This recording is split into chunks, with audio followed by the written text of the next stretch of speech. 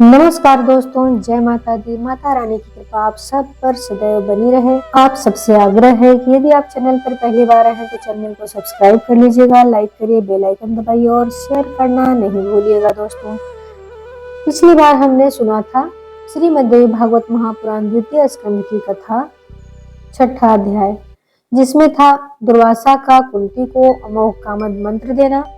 मंत्र के प्रभाव से कन्यावस्था में ही कर्ण का जन्म हुआ था। कुंती का राजा पांडु से विवाह, शाप के कारण पांडु का संतानोत्पादन में असमर्थ होना, मंत्र प्रयोग से कुंती और माद्री का पुत्रवती होना, पांडु की मृत्यु और 5 पुत्रों को लेकर कुंती का हस्तिनापुर आना सुने थे। आज हम सुनेंगे 7वां अध्याय, जिसमें धृतराष्ट्र का युधिष्ठिर से दुर्योधन के पिंडदान हेतु धन मांगना, भीमसेन का प्रतिरोध, धृतराष्ट्र, गांधारी, कुंती, विदुर और संजय का वन के लिए प्रस्थान, वनवासी धृतराष्ट्र तथा माता कुंती से मिलने के लिए युधिष्ठिर का भाइयों के साथ वनगमन, विदुर का महाप्रयाण, धृतराष्ट्र सहित पांडवों का व्यास जी के आश्रम पर आना, देवी की कृपा से व्यास जी द्वारा महाभारत युद्ध में मरे कौरवों पांडवों के परिजनों को बुला देना। सूत जी बोले, माननीय द्रौपदी उन 5 पांडवों की पतिव्रता पत्नी थी।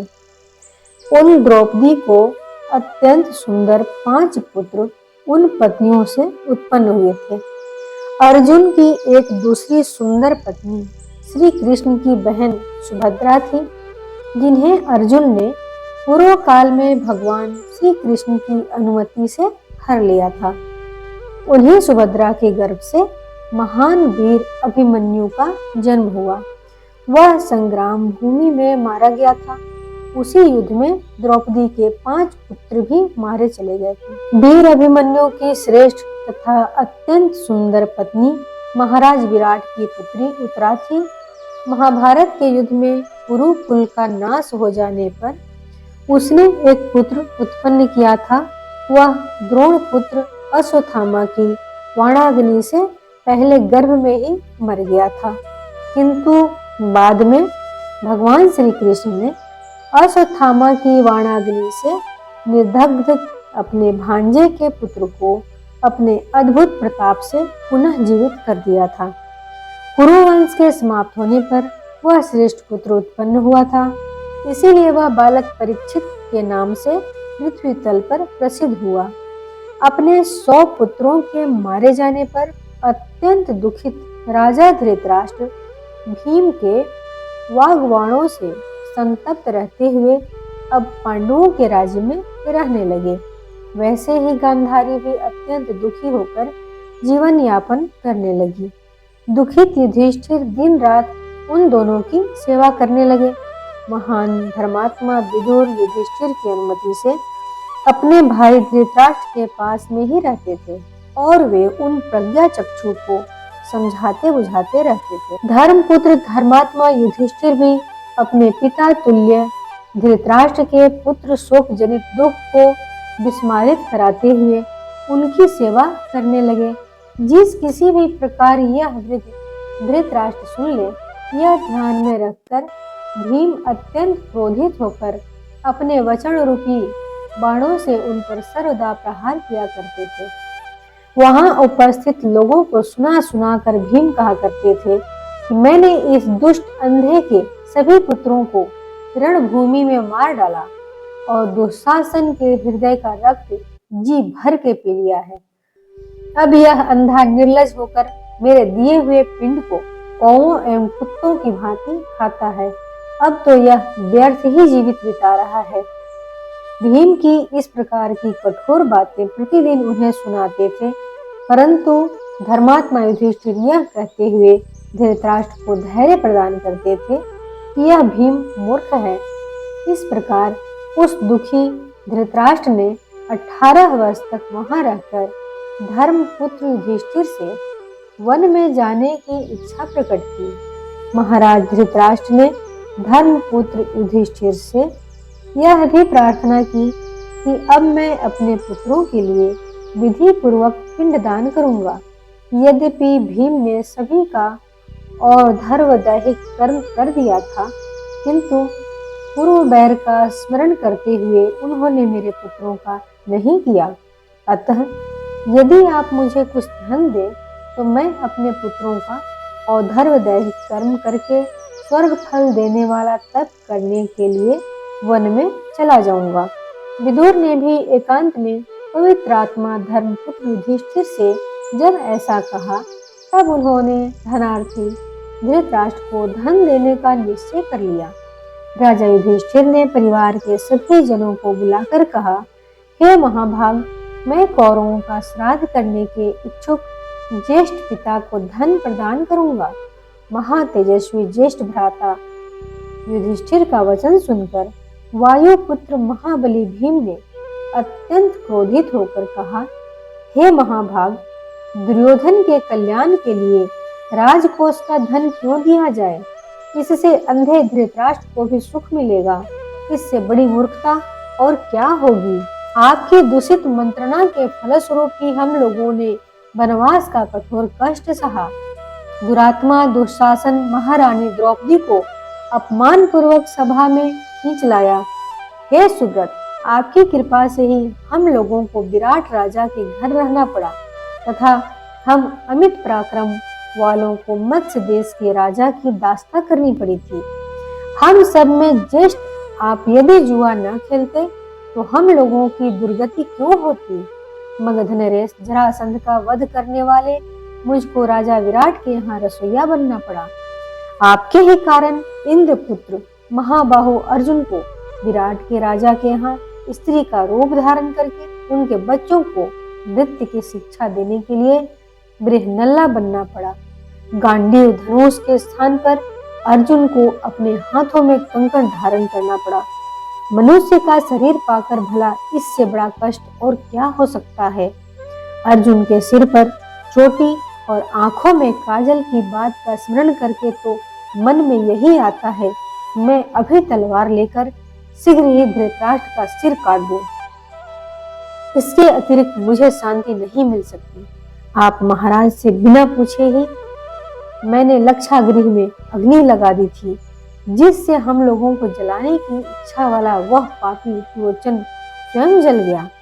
हे राजन, मैंने आपसे परामर्श किए बिना ही जैसे सभी कीचकों का वध कर डाला था, वैसे ही स्त्रियों समेत धृतराष्ट्र के सभी पुत्रों का भी वध मैं नहीं कर पाया।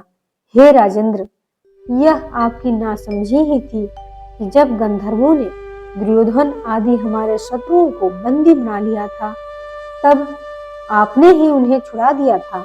हे राजन, आज पुनः उसी दुष्ट दुर्योधन के कल्याण के लिए आप धन देने की इच्छा कर रहे हैं। आपके कहने पर भी मैं उन्हें धन नहीं देने दूंगा। ऐसा कहकर भीम के चले जाने पर धर्मपुत्र युधिष्ठिर ने अर्जुन, नकुल, सहदेव इन तीनों की सम्मति लेकर धृतराष्ट्र को बहुत सा धन दे दिया। तब अंबिका पुत्र धृतराष्ट्र ने धन लेकर अपने पुत्रों का विधि पूर्वक श्राद्ध कर्म कराया और ब्राह्मणों को विविध दान दिए। इस प्रकार अपने पुत्रों का श्राद्ध कर्म करके गांधारी सहित महाराज धृतराष्ट्र कुंती तथा विदुर के साथ शीघ्र ही वन में चले गए। संजय द्वारा सबको यह समाचार मिला कि महामती धृतराष्ट्र वन में जा रहे हैं। उस समय अपने पुत्रों के मना करने पर भी सूरसेन की पुत्री कुंती उनके साथ चली गई। यह देखकर भीम भी रोने लगे। वे तथा अन्य सभी कौरव उन लोगों को गंगा तट तक पहुंचाकर पुनः हस्तिनापुर को लौट आए। तत्पश्चात धृतराष्ट्र आदि गंगा तट पर स्थित सतयूप आश्रम में पहुंचे और वहां पर्णकुटी बनाकर एक चित हो तपस्या करने लगे। जब वे तपस्वी चले गए और इस प्रकार 6 वर्ष बीत गए, तब उनके विरह से संतप्त युधिष्ठिर अपने भाइयों से कहने लगे, मैंने स्वप्न देखा है कि वन में रहती हुई माता कुंती अत्यंत दुर्बल हो गई है। अतः माता तथा पितृजनों को देखने की मन में इच्छा हो रही है। साथ ही महात्मा विदुर तथा महाबुद्धिमान संजय से भी मिलने की मेरी इच्छा है। यदि आप लोगों को भी यह उचित प्रतीत होता हो तो हम लोग वहां चले, ऐसा मेरा विचार है। तब वे सभी भाई सुभद्रा, द्रौपदी, महाभागा, उत्तरा तथा अन्य अन्य नागरिक जन वहां एकत्रित हुए। दर्शन के लिए उत्सुक उन पांडवों ने सभी लोगों के साथ सतयूप आश्रम में जाकर धृतराष्ट्र आदि को देखा। वहां जब विदुर जी दिखाई नहीं दिए, तब धर्मराज युधिष्ठिर ने धृतराष्ट्र से पूछा, वे बुद्धिमान विदुर जी कहाँ हैं?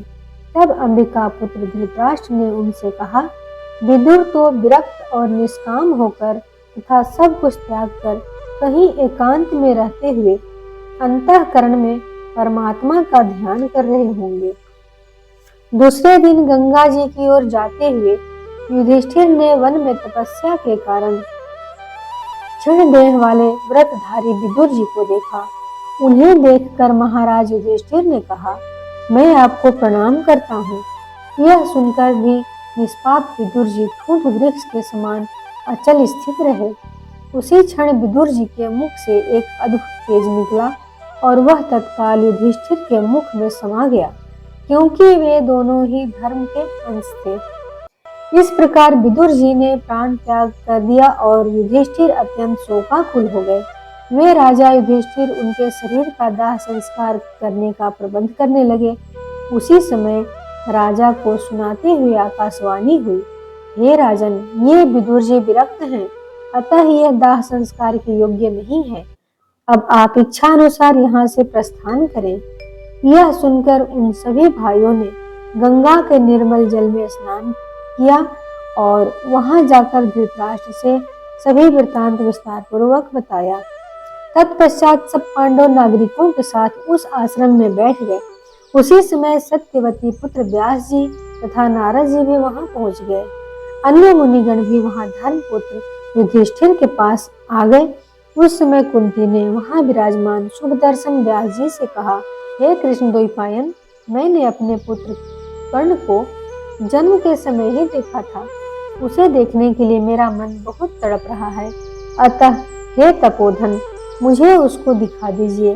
हे महाभाग, आप समर्थ हैं, अतः मेरी यह इच्छा पूर्ण कीजिए। गांधारी बोली, हे मुने, दुर्योधन समर भूमि में चला गया था और मैं उसे नहीं देख पाई थी। अतः हे मुनि श्रेष्ठ, छोटे भाइयों सहित उस दुर्योधन को आप मुझे दिखा दीजिए। सुभद्रा बोली, हे सर्वज्ञ, मैं प्राणों से भी अधिक प्रिय अपने महान वीर पुत्र अभिमन्यु को देखना चाहती हूँ। अतः हे तपोधन, उसे अभी दिखा दीजिए। सूत जी बोले, इस प्रकार के वचन सुनकर सत्यवती पुत्र व्यास जी ने प्राणायाम करके सनातनी देवी भगवती का ध्यान किया। तब सायंकाल आने पर मुनि श्रेष्ठ व्यास जी युधिष्ठिर आदि सभी जनों को गंगा जी के तट पर बुलाकर पुण्य नदी के पवित्र जल में स्नान करके प्रकृति स्वरूपिणी परम पुरुष को प्रसन्न करने वाली सगुण निर्गुण स्वरूपा देवताओं की भी देवी ब्रह्म स्वरूपिणी उन मणिद्वीप निवासिनी भगवती की स्तुति करने लगे। हे देवी, जब ब्रह्मा विष्णु शंकर इंद्र वरुण कुबेर यम तथा अग्नि ये कोई भी नहीं थे, उस समय भी आपकी सत्ता थी। ऐसी उन आपको मैं नमस्कार करता हूँ। जिस समय जल वायु पृथ्वी आकाश तथा उनके रस आदि गुण समस्त इंद्रियां अहंकार मन बुद्धि सूर्य तथा चंद्रमा ये कोई भी नहीं थे, तब भी आप विद्यमान थे। ऐसी उन आपको मैं प्रणाम करता हूँ। इस जीव लोक को अपने चित्त में समाहित करके सत्व रजतम आदि गुणों सहित लिंग कोश को समाधि की अवस्था में पहुंचाकर जब आप कल्प पर्यंत स्वतंत्र होकर विहार करती हैं, तब विवेक प्राप्त पुरुष भी आपको जानने में समर्थ नहीं होता।